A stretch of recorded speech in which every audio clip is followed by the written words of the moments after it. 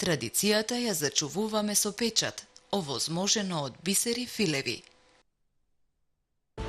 Ама тој пусти Мастрикс, не можеме да го заборавиме. И љубовта кон театарот, не можеме да заборавиме. Кога се растуриваше Вовчево, знаеш колку плачеја народ. Многу плачеја. Тоа е таа конзерва и фамозно злато на Симончевци. Воските на Иван и на Афродита, на Огридските Ромео и Јулија, останале секогаш заедно. Опинци гумени траја и тога пропадна за најкодна. На почетокот од 20 век во околината на Охрид постоеле неколку кули и еден чифлик на турските бегови и аги. За животот на исполџиите на овие чифлици ќе слушнете во следните минути. Преживеаното време со сите убави и лоши случувања остава неизбришливи траги во сејчи живот. Посебно тие белези се силни кога станува збор за случките поврзани со детството.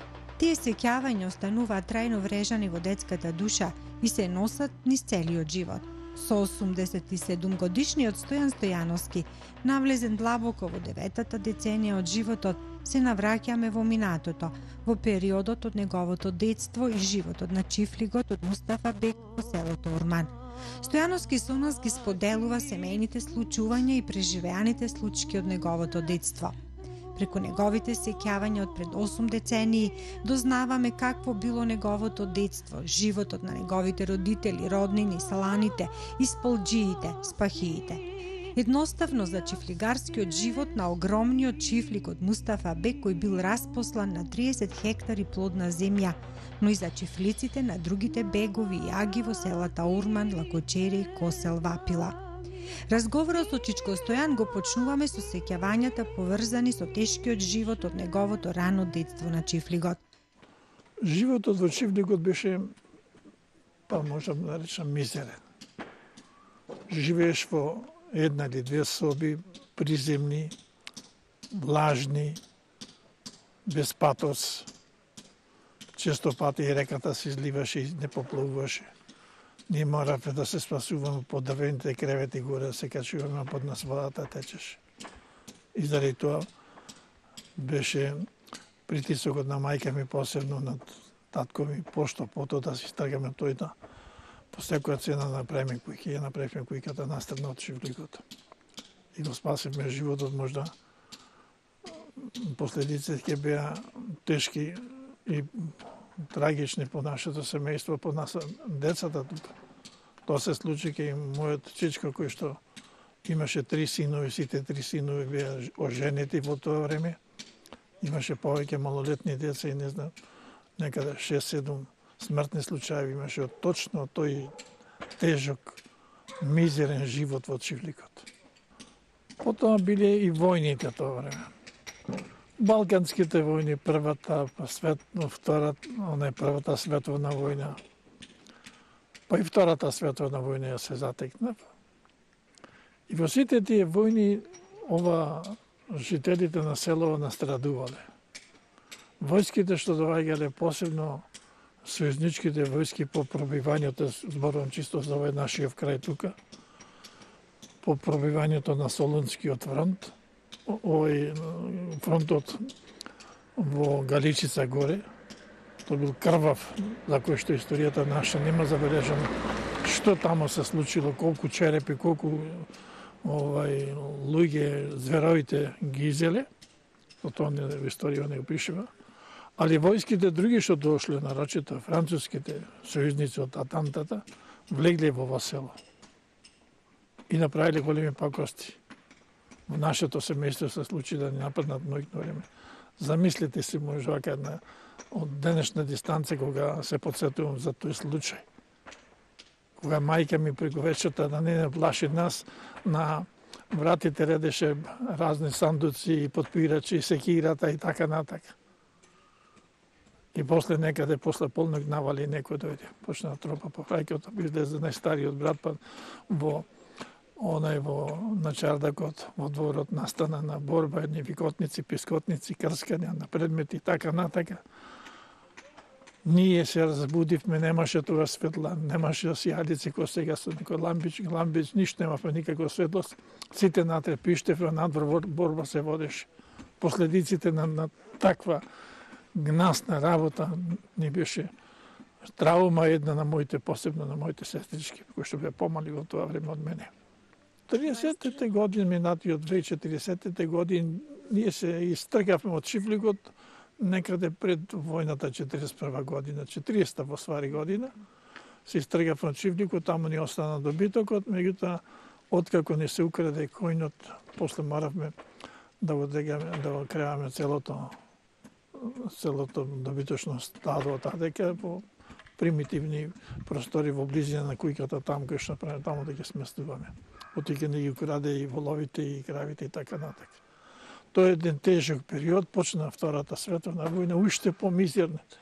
Тоа не можам да заборавам, кога тогаш војската ни го зеде дел од крупниот добиток, еден зевгар со волови и еден коњ со сиколата, воловската кола ни го несе во Кичево. Наводно требало да се носит муницијата на Дебарскиот фронт и на фронтот во Ќафаса. Тоа од германците или од Не, србите, тоа беа тука, србите, српската воја. Тоа е значи пред почетокот. Да, пред почне војната, значи ни го зедо добитокот, Зевгар Волов и коњ, и после тоа ништо тоа. Коњо само не се врати, другото, колата и воловите не се вратија.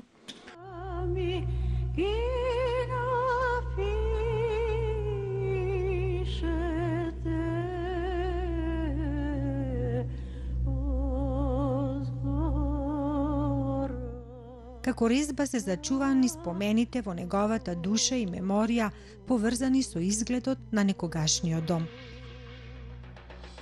Чифлигот беше една голема ниска градба, едно 60-70, можда и 80 метрова должина. Со многу малечки прозорчина. И на прозорчината шипки, железни шипки. Со врати, дебели, дабови врати, кои што се затварат на трешната страна со булбина. Зошто малечки прозорчина? Зошто со железни шипки? Заради тоа што во оние балканските војни, во оние турбуленците, е имало случаи на големи кражби. Посебно се крадел добитокот, крупниот и ситниот добиток, али се напаѓало и по луѓето. И луѓето не биле сигурни за својот живот. Токму заради тоа, луѓето тука кај што живееле, тука ја чувале стоката, да бидат блиско до стоката. Тој чифлигот на Мустафа Бек беше така изграден, од двете страни живее семејството, едната страна семејството наше, од другата, на северната страна, семејството на Чичкови. А во средината, меѓу двете семејства, беше добитокот. Крупниот добиток пред се, којни, биволи, волови, крави. А за овците си имаше посебно, таму кај што ни беа плевните, кошарите.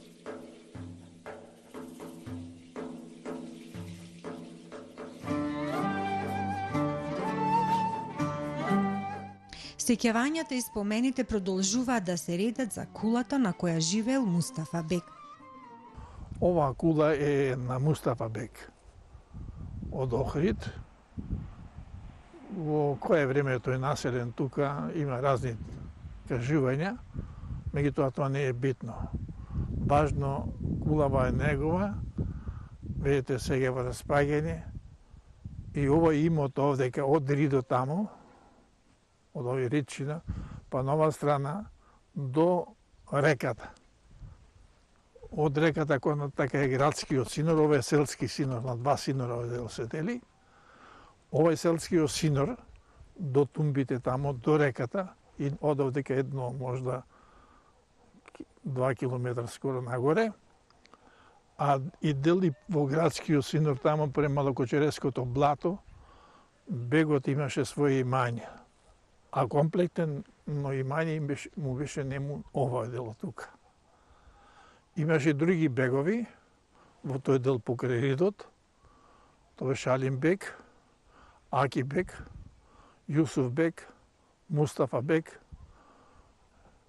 Тие се беговите кои што има само кули, а нема и чивлици. Чивли имаше само овој бек. Поправо имаше и Алим Бек, меѓутоа мали чифлик. Мустафа Бек имаше чифлик. Па месечни некаде околу 30 хектари само во овој делов да имал тој и башка од друга преку градскиот синор. Реката го дели, овој делов го дели на градски и селски атар, така речено, катастарски. Овој припаѓа на селскиот атар, односно припаѓа на Коселската општина од овдека. А преку реката на 500 метра од овде контака, тој е градскиот синор, све до Охрината.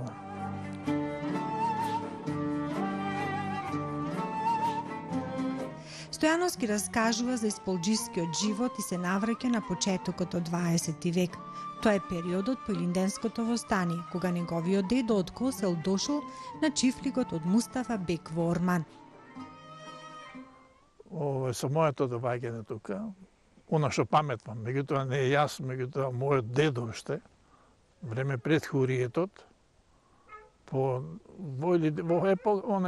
времето на Илинденското востание, пред по тоа тие години, тогаш дедо ми Стојан Дулчев, мојот дедо, иначе од Косел, од фамилијата на Дулчевци, решил да се пресели со целото семејство, да дојди да се вселит во чифликот на овој бек.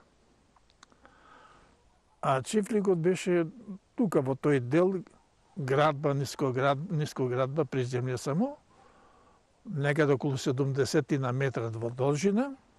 И во моето знаење јас знам дека чифликот беше поделен на два дела. Делот, поголемиот дел го држеше стрiko ми, кој што имаше 3 возрастни синови и 7 керки. Пардон, не 7 керки, една керка, а дедо ми имал 7 керки. А другиот дел од чифликот го држеше татко ми. Тука ние сме се родиле сите деца, по они години од некаде по хориетот, моите братучеди се родиле 11, 12, 15, 18 некој од нив беа родени, тројца тие братучеди први, керката не се сеќам која година. А татко ми бил помал брат и се оженил некаде околу 20-та година, па ние сме се роѓале после тоа. Овде во кулите и на имотот порано доваѓали змеќари и спаи. Спаите, да објаснам што значи. Спаите се одговорни на чифлизите и на имањето кои што водат рачун за тоа кој ќе биде измеќар, како ќе се работи стоката, она е одржива стоката, нивите како ќе се работат и така натака. Тоа било тој однос, значи чифлигарството било до хуриетот некаде. И по хуриетот можда уште некоја година, и чифлигарите, односно избеѓарите се главувале од Митровден до Ѓорѓовден и обратно од Ѓорѓовден до Митровден и се заминувале во своите места од каде што потекнувале. Најповеќе биле измеќари од Охридскиот крај, селото, планинските села.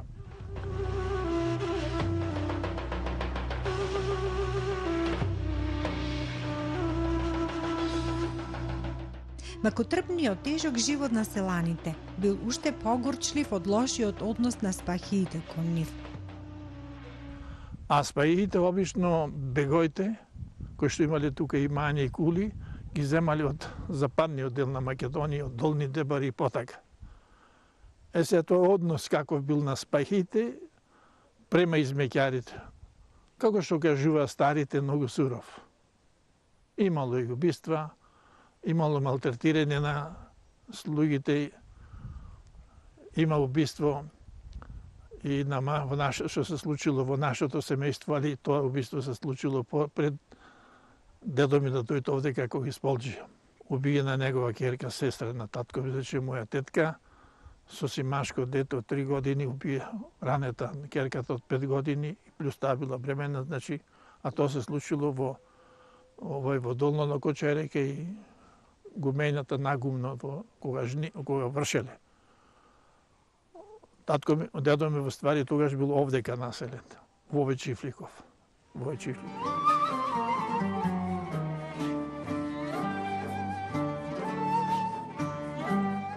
Стојановски споделува моменти останати во неговото сеќавање и за односот на Мустафа Бек кон неговото семејство. Многу по-благ. Исполџијата имал задача со својот добиток да обработува целокупната површина земјата да обработуваат и приходот што го имал, што го се собирал да го делат на два дела, еднакви дела. Моите стари татко ми, мајка ми, па и другите кажува за еден многу добар однос на бегот Мустафа према моите родители, према стриком и така натака. И тој однос може да допринесол како чифликар со својот добиток да остане дедо ми тука. Повеќе време и до сега тука, да кажам дека сме и дел од овој чифлик тука. Наши мајка ми, старина ми, тие снаите, чичко ми тамо многу беа блиски со Анката и со ќерката нивна мајде. Све кога се правеше нешто ручек, преснеци џумлези на едно друго правеа заеднички. И заеднички ние се навртуваме да касниме. Али што е најважно, многу беше, не можам да го заборавам тоа, кога овде на гумената ќе направивме крчмата со завршењето, тогаш Анката ќе ни кажеше уште при неколку дена на крчмата јас ќе го правам ручекот. И навистина ќе помогна сигурно и мајка ми и другите ќе помогнеа, али ќе направеше еден ручек за сите, целото семејство, нашето семејство и семејството на чичко ми. Ќе се свара во големи котли, таму граф обично се вареше со месо, јагнешко или опшко, како беше не сеќам. Тоа беше свече ручек за крчмата. И друга една особина добра беше тоа што кога ние ќе дојдевме со добитокот од планината од озгор на Пасени, од Пасени ќе дојдевме прво на реката ќе напиевме до вода ќе вратевме на Мерис, Анката ќе гледаше со нешто што направила, јаде обично баклава или друго, и одма ќе стрчаше, тука не беше патот некаде, оне пат е после отворен, и ќе стрчаше на деца, земете деца, од баклавата земете, од колачите и така натака. Значи, навистина еден многу, многу убав однос и Анката и нејзината ќерка мајдета толку се соживуваше со нашите тука жени во село, со сестри ми мои и со другите така. Еден убав, навистина неверојатно убав однос.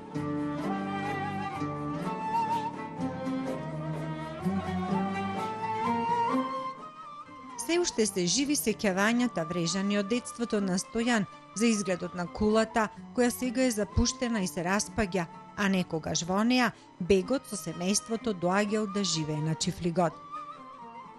Тогаш кула викале се што е над земја, над приземјето уште еден спрат, тоа е кула се викало. Тоа е ова кула. Приземниот дел бил амбарот, скала натрешна дрвена и горе диванот. Односно чардаците со неколку соби, чардаците широки и обично свртени према имотот кај што им бил претежно и обично и према исток. Ова кула беше навистина раскошна кула, многу убава кула, јака, некаде 1500 година, така нешто градена. На јужната страна и на источната страна чардаците беа, на западната и северната страна беа собите кај што живеа. Тука овој Бек, Мустафа Бек, преку зимата не живееше со семејството. Живееше во Охрид. На 7 ноември таму беше неговата куќа. Пролет, некаде рана пролет, во мај месец, обично, се договара со стрикоми, со таткоми, да појдат да ги соберат, да ги земат со цел намештај и целата фамилија да ја донесат овдека. Секој лето тоа се правеше. Ке појде со воловски, стрикоми имаше и биолска кола, таткоми со воловска кола. Ке натовара све што треба и ке донесе овдека. И обично, кога ќе дојде овде, за нас беше еден свечен, така речено, ден. Ни дојде Ангата, ни дојде Бегот, ни дојде неговите синови, керки, така натака. Ги дочекувавме и одма ја одредувавме од нашето семејство, одредувавме крава една, која што ќе ја молзе за нивните потреби, посебно за најмалиот син Ариф. Ќе се расположија горе на чардаците и оттаде ќе се го гледа, ќе посматра целото имање, си го гледа. Тоа беше вистина раскошен диван, чист воздух, една убава природа на оваа страна реката каде што е. Тоа беше све со евли, со врби, со јасеки обрасната. Горе на ричинева свеж зелена шума сите страни. Реката, тоа е ова Косилската река, односно Плајканската река, која што извира таму на полите на Плајканската планина. Полна вода цело лето и зима беше. И многу ше да посочам дека имаше и многу риба. Преку цела година, и лете и зима, нарочито зима многу, ама лете имаше многу риба. Тие риби кога и вадевме ченките, ја мене ми се случувало кога ги вадевме ченките по браздата, да ни дојде рибата во пред раце, така раце.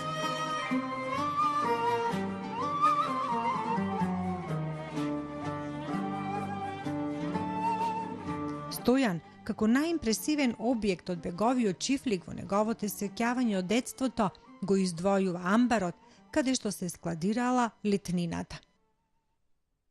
Во долниот дел на кулата, онолку кога што е широк, целиот дел натре беше амбарот. Од подлогата, малку подигнато, можда така 50 сантиметра за да не кисни, да не зема влага житото, па се до чардаците горе. Тоа беше огромен еден амбар кој што земаше сигурно преку 100 тона жито. Житото се носеше горе, се турваше од озгоре, имаше на чардаците еден отвор, голем отвор. Татко ми, срико ми, братучедите, ние бевме малички, братучедите беа повозрастни, кога ќе се вршеше житото со врешта тој дел што беше нивни, по скалите го носа горе, од озгоре ќе отуреа долу во амбарот. И све додека се наполнеше амбарот. Долу имаше еден голем отвор, човечки бој да може да влезе натре, кога се заврши житото, да може да влезат да го изчистат амбарот. И се разбира за пуштање за по потреба, кога подкрева капак онај отворот, житото си го пушта колку требаше и го затвораа. Една добра работа. Повеќе пати татко ми ќе речеше и мајка ми. А јас го имам чуено, го имам слушнат од Бегот. Кога ќе се наполнеше амбарот горе, само ќе му речеше на татко ми, носи насте, носи децата да јадат. Другиот дел, значи, јако подеднако го делеа, меѓутоа, штом се наполнеше амбарот горе, другото више го даваше на татко ми, на чичко ми. Значи, тоа е една сепак една добра особина, ако беше тој бег, во тоа и се состои добрата страна, ако тие беа турци, тоа беше бег, меѓутоа имаше еден разбирање за трудот на луѓето.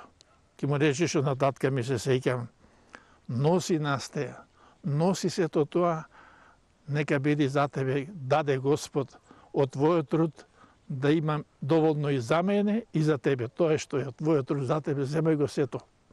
И така на тој начин се стимулира и стричичко ми, и братучедите, и татко ми да ја обработува што повеќе земјата.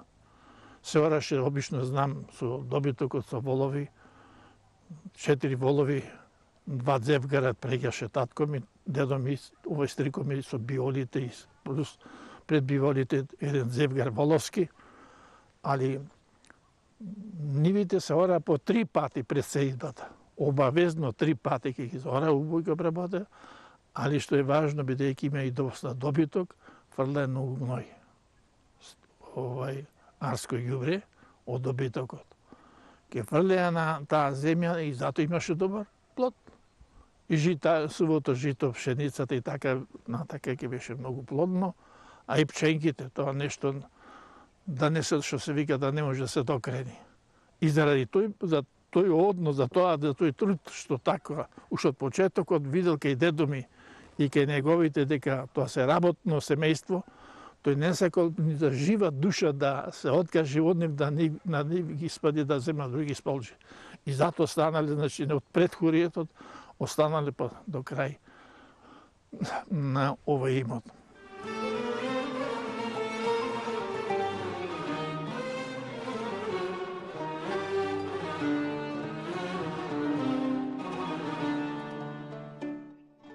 Сеќавањата за миг ги оживуваат сликите од овошните градини и житните полиња за добитокот околу чифлигот. Овошната градина во која што имаше секакви врсти на јаболка, круши, сливи и така натака. И ние деца, како деца, постојќи го добитокот натаму, некогаш ќе се измамевме можда во деца да дојдеме да чукнеме некој јаболко. Анката ќе ни викнеше од озгора: деца, качете се горе, скинете јаболка колку сакате, немојте да фрлете со камена, да не се оштетуваат ветките. И тоа, значи, да беше некој други, може ќе ни степаше, може ќе ни скараше и така. Али таа не толку беше, значи, добра према нас децата од селото.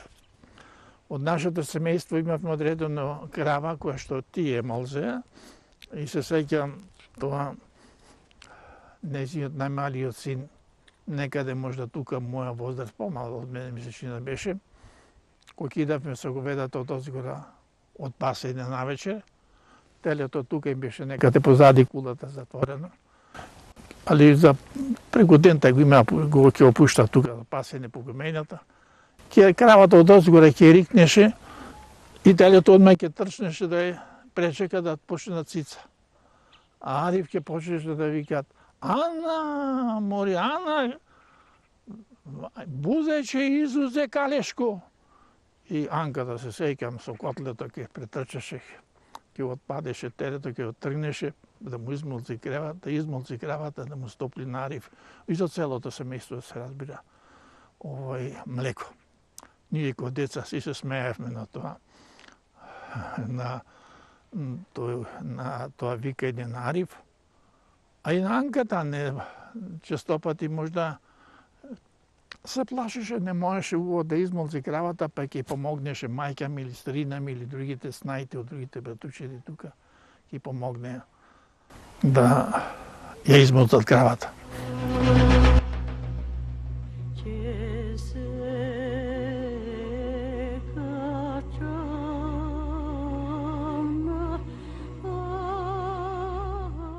Разговорот продолжува и Стојановски раскажува за останатите аги и бегови. Алим бек, двајца брајка бејате, Алим и Адил бек. Ти има кула и пред кулата помалечка една плевна каде што чувале овци. Стадо овци, имале некаде околу 200 овци и имале измејкери порано. Паметвам и јас, ко дете стадото нивно го паметвам. Измеќарите ги паметвам. Кај него беше одоровник, некој си Димо Тодоров, кој измеќара и тој си остана после, си направи куќа и остана тука.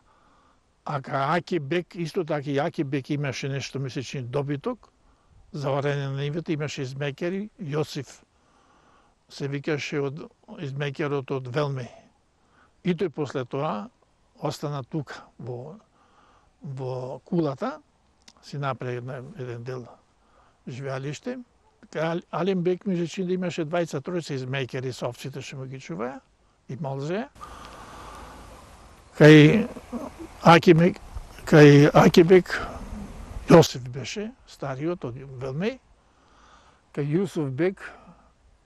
Јусуф бек имаше тука кула само, ама неговиот чифлик беше во Горно Локочере. И тој имал измеќари и овие спајхи доста, кои што чувале тоа имање, од големо имање, тој почнувајќи од селото од Горно Локочере, па се до манастирот Свети Спас горе што викаме, и надолу према реката, према Косел, тоа било од неговото, од тој Јусуф бек. А имал тој површина, голема површина од Тројанското поле, тоа на кај што падна авионот горе, таму имате висоравница. И таму во тој дел, значи на таа висоравница имал еден измекер, Глигор Георгиевски, мисли че потекло од Велме и тој да бил. После од Адега тој се префрлил овдека во Чифликот, па ете си купил земја, прилично земја, и така се проши, меѓутоа не престанал да работи ке бегот. И моите тука, татко ми, чичко ми, другите, па ама посебно Косел, Вапила, Лакочере, Горно и Долно, така. Спахиите доста, како да речам, лоши, злобни, се така по луѓето што викале аргати да му жнијат житата, обично тамо суво жито поеќе. Аргатките обично доваѓале од селава Планински и од Косел, од Скребатно до Пеница, од Вапила и така натака. Правеле спахиите нечестни работи за кои што луѓето кажуваат, често викат доваѓаше до тие меѓусобни караници, тепачки, ето и кој што спомнав убиството на мојата тетка. Од тие времиња до денес многу вода протекло низ Коселска река, а ветровите донесле нови времиња. За 8 децении се смениле многу нешта во животот на овдешните луѓе, за многу од нив на подобро. По Втората светска војна со аграрната реформа, земјата која припаѓала на чифлигот на Мустафа Бек и другите аги бегови се поделила на безимотните луѓе, а некои купувале и земја. Орман од ден на ден го менувал ликот со изградените современи куќи. Неми сведоци на едно минато време се остатоците од двете бегови кули во Орман. Тие подсетуваат на турбулентните времиња, именувањето на општествените системи од феудален, социјалистички, капиталистички. Преживеаните времиња, со сите убави и лоши моменти, останале да се раскажуваат низ сеќавањата од луѓето кои како Чичко Стојан на својот грб ги искусиле сите горчини и бремето на животот.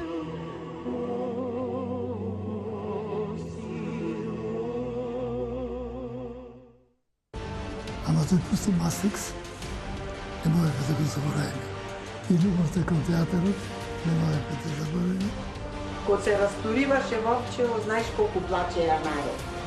Многу плачеја. Тоа е таа конзерва и фамозно злато на Симоншевци. Коските на Иван и на Афродита, на Охридските Ромео и Јулија, останале секогаш заедно. Опинци гумени праја и тога пропадна за најкод нас.